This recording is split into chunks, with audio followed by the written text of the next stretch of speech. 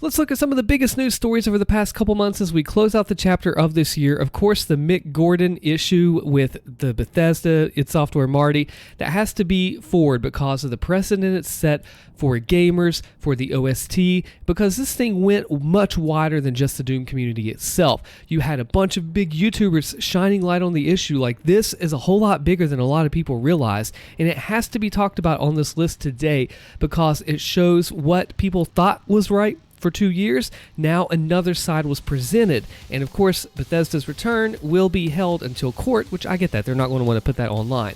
A huge deal for the internet. Now Halo, Marty O'Donnell has responded in this interview with Jeeves. He graciously let me do a little breakdown of it, and he shows that, hey, he's been in this situation too. He wants to help Mick Gordon, and to have a gigantic gaming giant composer like Marty come up and say, hey, I want to help Mick in his news, meant so much to this situation. You just thought it was one thing, and then boom, it's hugely another. It has to be on this list. Now, of course, Andrew Hulshult, the Boomer Shooter composer, announced he was going full-time with his music this year, which is really cool. He's been at this for such a long time, and to see somebody so passionate about it and so well-renowned in the scene be able to say, hey, I can now live off of my music is a huge thing, and you got to be really proud of him for that. Not everyone can say that, and thankfully, Andrew has able to say that this year. Oh, Doom's anniversary was an awesome one to talk about too, because the game turned 29, it's almost 30 years old, and that actually happened on December 10th, and it's a big thing to have a game series go on for so long, nearly 3 decades, to be able to say, hey, I'm still impactful, I'm the dad of the FPS genre, I'm still being played, there are still new games about me, that the actual creator is getting involved in the scene making levels. You just don't see that everywhere. You have the original people still into it. Ooh, okay, Fortnite Doom. We got to talk about this because for so long now, people had said, oh, Fortnite Doomslayer's coming. People are like, nah, that's stupid. I mean, like, for over a year now. And now it finally happened. And it surprised people because most folks would say, I don't want, Doomslayer in Fortnite. That's stupid. And, well, it turns out that a lot of people actually did like it. It brought a lot of people back to the game. A lot of people will be interested in it from now. And of course, there's still people that are not fans of it. That's okay. They're free to think that. But, hey, it's up to you. But I think the impact is massive, and it has to be mentioned. Same thing with the music. Whenever this was announced that Fortnite and Doomslayer were coming together, people were like, man, I wish the music could play a part. I mean, hey, the Doom soundtrack's awesome, right? And, well, unfortunately, it didn't seem that way at first. And then, thankfully, it was. It was Rip and Tear from Doom 2016, which is pretty much the big key track, so I can see why that one was chosen to place that part. Okay, Halo Infinite and the auto-aim, not auto-aim, aim assist rather. It plays a big part because the controller had it there, and now to bring it in mouse and keyboard to level the playing field, it was a little bit of a controversial moment, but definitely something that's worth mentioning in a year-end talk. Ooh, John Carmack, ex-Doom, quits Meta, leaked internal post. So he had an internal post leaked, and he was actually quitting Facebook/Meta. He is a VR giant. Of course, he created Doom, and the engine and everything he did with it is absolutely insane. So for him to quit because of the way they handled things and some other stuff, that's a pretty big deal for the industry.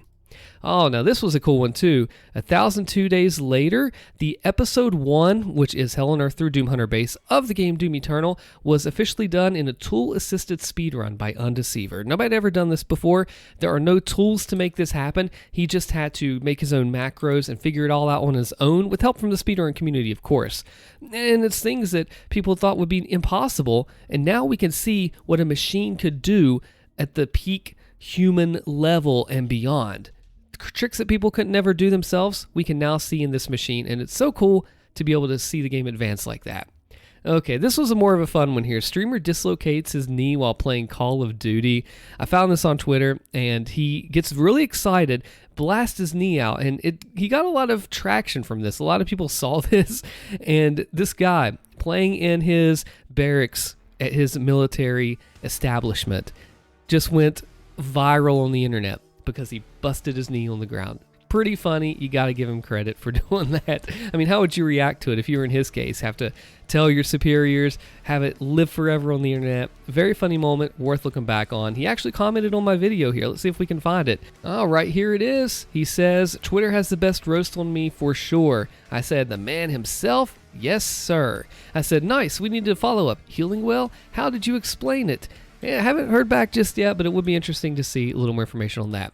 This one, fans discover Half-Life 2 Corpse has a dead human's face. A little bit of controversy behind this one, but basically Corpse01.mdl in Half-Life 2 was actually sourced, I promise I did not mean that pun right there, but I'm keeping it in the video, was sourced from a medical textbook that used a real live human's burning face, and well, after Bert, and then it was put into the game, and it was years later, just recently, that people actually found out about it, and now people are like, wow, this was there for so long, we're just now finding out, is this the right thing to do? And definitely a bit of controversy, but worth having. Guy gets on stage and gets arrested at the Game Awards. Actually, shocker, plot twist, he wasn't arrested, he was kind of held back with custody, but not actually arrested. Some misinformation from the guy who ran the Game Awards. Unfortunately, we had a little bit of the misinfo there. He went up on stage on the Elden Ring presentation and thanked his Orthodox Rabbi Bill Clinton. People were going crazy with it, saying like this is some dog whistle, some hidden meaning that has racial implications behind it, or other types of unfortunate meanings. However, kid comes on, I did a series of videos on it. He basically says he was memeing the whole thing. He's got a history of politically driven stunts, but this will seem like it was just one gigantic meme about it. And of course, whenever it was time to Photoshop him out, they sure did. They could have taken a picture of the Elden Ring folks without him in the frame, but they chose one with Bill Clinton kid in the frame, who he is actually only 15 years old, and they just left it in there. They didn't take it out. Well, they Photoshopped him very poorly at that. You can see that he's got not a very good quality to it because he's just blurred out. And it's funny how people called him out on Twitter saying that, oh, you could have just picked something else, but you picked this. So funny.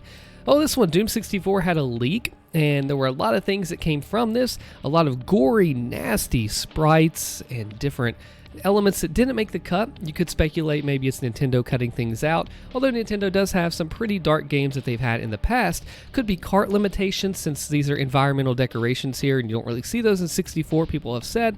Still yet, to be able to look into the October 1996 time frame of an earlier build is really cool. To be able to look into the past, see what could have been, but what never was. Revenants were very heavily made, and a lot of progress on them, but they didn't make the cut. The Archvile Flame right there looks complete and very good, some explosive barrel stuff.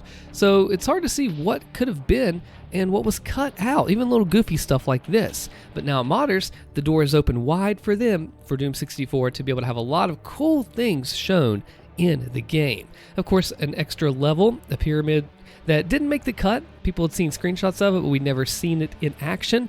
And naturally, it's right here in the cut with a lot of other things that were not making it. It's just cool to see what could have been there. Oh yes, Epic and Fortnite getting sued $500 million for dark practices, as it says right here, tricking users into making purchases, collecting data from children, having default settings that harm teens and children, a lot of nasty stuff. $500 million, which is probably barely a dent in their pocketbook, which actually Fortnite, they don't have a huge budget for that versus what they put toward the Unreal Engine. But to see a giant get tackled and sued by parents, we laugh about it because they said it was addictive as Coke, and now the giant finally gets hit. What was your favorite moment? Let me know in the comments and check out the next video here. Thanks for watching.